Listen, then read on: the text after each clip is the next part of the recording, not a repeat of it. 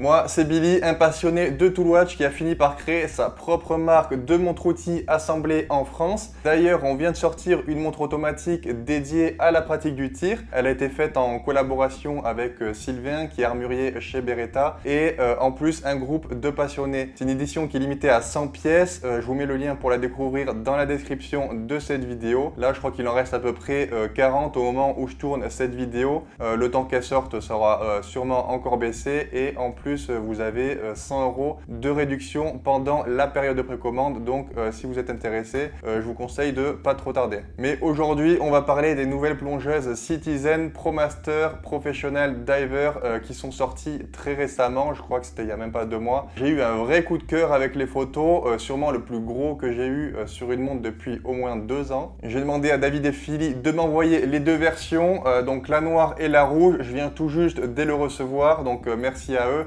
Et dans cette vidéo, on va voir ensemble si cette première impression que j'ai eue avec les photos, elle se confirme maintenant que j'ai les montres en main ou pas. Alors déjà, la collection ProMaster, elle existe depuis 1989 et c'est la gamme chez Citizen qui est en fait synonyme de durabilité et de fiabilité pour les aventuriers, que ce soit sur la terre, en mer et dans les airs. Donc à la base, elles ont vraiment été conçues pour un usage professionnel, donc elles respectent certaines normes, mais en gros, elles sont hyper fonctionnelles et ultra robustes. En fait, c'est un peu l'équivalent de la gamme Prospex qu'on a chez Seiko. Alors, la première chose, elle est massive, hein, c'est du 46 mm de diamètre et 16 mm d'épaisseur, donc c'est un vrai bloc d'acier. D'ailleurs, on a vraiment l'impression qu'elle est taillée dans un bloc, et franchement, ça inspire vraiment confiance. Le rendu brut comme ça, j'adore, et ça se porte vraiment bien. Bon, c'est du 16 mm d'épaisseur, donc on mettra pas de chemise avec, mais elle passe super bien avec un poignet normal, donc voilà, environ, pour moi, un poignet normal, je dirais que c'est environ 17 cm, puisque en fait les cornes elles sont toutes petites. D'ailleurs, on les voit même pas puisque le bracelet il est intégré, donc ça réduit vraiment la longueur comparée à une montre qui est plus classique. Elle reste très massive, mais pas du tout ridicule, même sur un petit poignet. Ce que je veux dire en fait, c'est que voilà, elle va pas déborder, à moins que vous ayez un poignet de moins de 15 cm évidemment, mais dans ce cas-là, il faut se diriger sur des montres avec un diamètre plus petit, forcément, plus petit, pardon. Le cadran, il est juste sublime sur les deux versions. Donc sur la version BN 1024-01E, on est sur un noir profond avec un dégradé vers le bas. Voilà, c'est un genre d'effet qu'on voit sur pas mal de montres de plongée. Ça rappelle un peu la lumière en fait qui disparaît quand on plonge, comme sur la Deep Sea par exemple. Et la BN 1024-01Z, elle mise plutôt sur le rouge cramoisi, que j'adore puisqu'il est assez foncé, donc ça fait pas une montre tape à l'œil ou gadget, mais vraiment au contraire. Voilà, ça reste quelque chose de sérieux et même plutôt classe. Je pense que celle-là, quand on la porte, on a souvent des remarques dessus puisqu'elle passe pas du tout inaperçue dans cette couleur, et même la forme en plus est assez spéciale, mais dans le bon sens. Quand je dis ça, c'est pas ouais c'est original, c'est bof. Non, là honnêtement c'est quelque chose d'original, mais que je pense ça va plaire à pas mal de monde. La lunette est unidirectionnelle, on a 120 clics bien francs. Je vous fais écouter avec mon micro là, parce que chez Citizen, normalement ils sont pas très doués pour faire des bonnes lunettes avec des bons clics, et là vous allez voir que rien qu'au bruit en fait ça respire vraiment la qualité.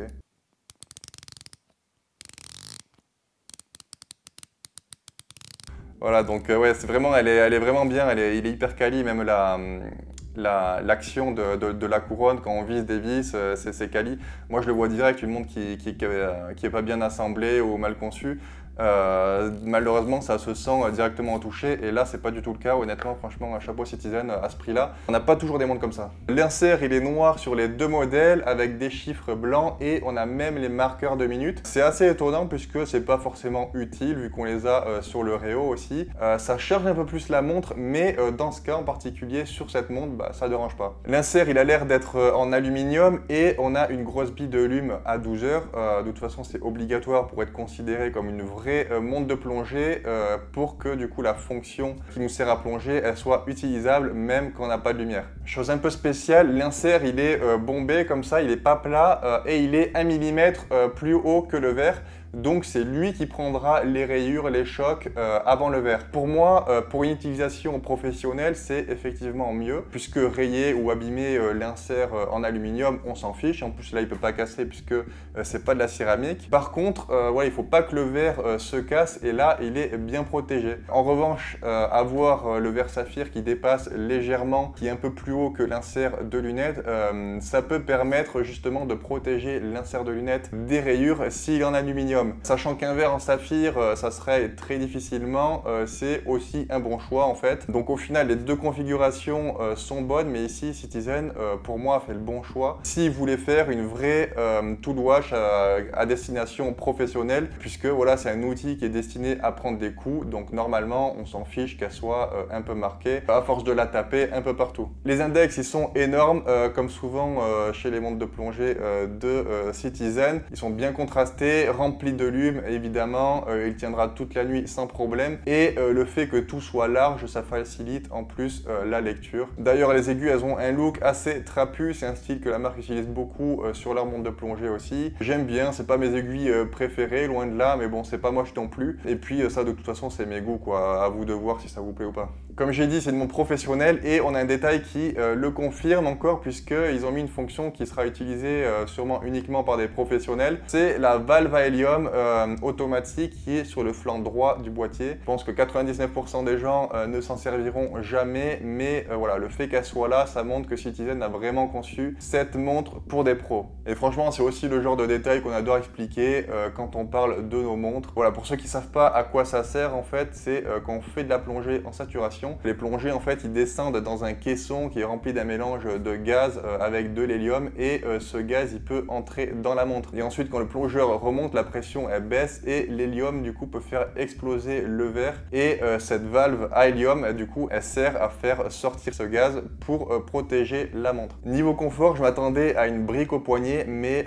honnêtement, c'est super bien équilibré. Bon, le poids, il est là. Même si c'est un bracelet rubber, elle fait quand même 160 grammes, mais ça se répartit super bien. Le bracelet, il est vraiment parfait et il est intégré au boîtier. Et que ça soit sur les nouveaux bracelets métal ou caoutchouc, franchement, ils sont excellents sur la gamme ProMaster. Pour être très précis, ici, c'est du polyuréthane Benebiol, je ne sais pas si je le prononce bien. Donc c'est d'origine végétale, il est super souple, vraiment agréable à porter. J'ai l'impression que les marques, souvent, elles oublient qu'un bracelet, en fait, c'est la moitié de la montre. Mais là, on en a vraiment pour notre argent. Je trouve que ça serait dommage de changer même. Il est déjà parfait. En plus, le fait qu'ils soient intégrés sur ce type de boîtier, je trouve ça génial. Pour la couronne à 4 heures, moi j'adore. C'est plus confortable qu'une couronne à 3 heures. Elle est évidemment vissée, donc on a beaucoup moins de risques de fuite. On a aussi un logo ProMaster gravé qui rend super bien. Et elle est protégée par deux gros garde-couronnes qui sont vraiment réussis esthétiquement, je trouve. Ils sont ni trop gros ni trop petits, c'est parfait. Sous le capot, Citizen a mis son calibre EcoDrive E365. C'est du quartz solaire, mais pas n'importe lequel. C'est un quartz solaire qui tient 365 jours d'autonomie, donc dans le noir. D'habitude, c'est plutôt 6 mois, mais là, il faut préciser, voilà, c'est 2 fois plus.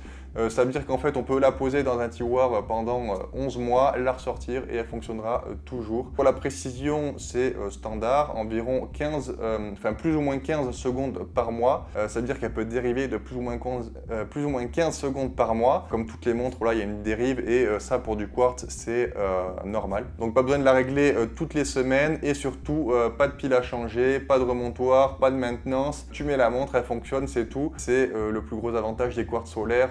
Surtout pour ceux qui aiment bien changer de montre régulièrement. C'est plus pratique que des automatiques, honnêtement. La gravure à l'arrière, elle est vraiment sympa. Ça rappelle encore la destination professionnelle de cette montre. Il faut quand même se rendre compte qu'en fait, que cette montre, elle est à moins de 500 €, et on a un verre saphir anti-reflet, un mouvement solaire autonome pendant 1 an, une construction ultra robuste avec valve à hélium et un confort qui est largement au-dessus des attentes pour un boîtier de cette taille. Comparé à d'autres montres de plongée de 300 mètres avec valve à hélium, souvent à plus de 1000 € ou même plus, c'est honnêtement un vrai bon plan. Et même niveau entretien, en plus le quartz solaire, c'est ce qui revient le moins cher. Donc même si on parle de long terme, en fait, pour moi c'est aussi une bonne idée d'acheter cette montre si elle vous plaît esthétiquement. Vous serez pas déçu, vous n'aurez aucune mauvaise surprise en fait. À partir du moment où sur les photos ou même sur cette vidéo elle vous plaît, foncez. Après, évidemment, à ce prix, on trouve aussi d'autres types de montres qui sont intéressants, des automatiques, de micro-marques, des montres de plongée vintage, etc. Donc voilà, tout dépend de ce qu'on cherche, mais si votre objectif c'est d'avoir une montre de plongée fiable, moderne et taillée pour l'aventure, cette Citizen ProMaster, honnêtement, pour moi, elle offre une proposition parfaite, vraiment difficile à battre. Pour moi, aujourd'hui, dans ce style de montre, c'est-à-dire grosse montre de plongée à moins de 500 €, il n'y a pas mieux, et je dis ça alors que voilà, j'ai aucun intérêt à vous la vendre, cette montre. J'ai énormément de montres entre les mains et j'ai jamais eu cette sensation de robustesse et de qualité de finition à ce prix. C'est vraiment un tank qui est ultra bien fini. Donc encore une fois, merci à David et Philly qui m'ont envoyé ces deux montres. N'hésitez pas aussi à aller sur ma boutique si vous êtes aussi fan de montres outils. Il y en a sûrement une qui vous plaira. Et on se retrouve très vite pour une nouvelle découverte horlogère.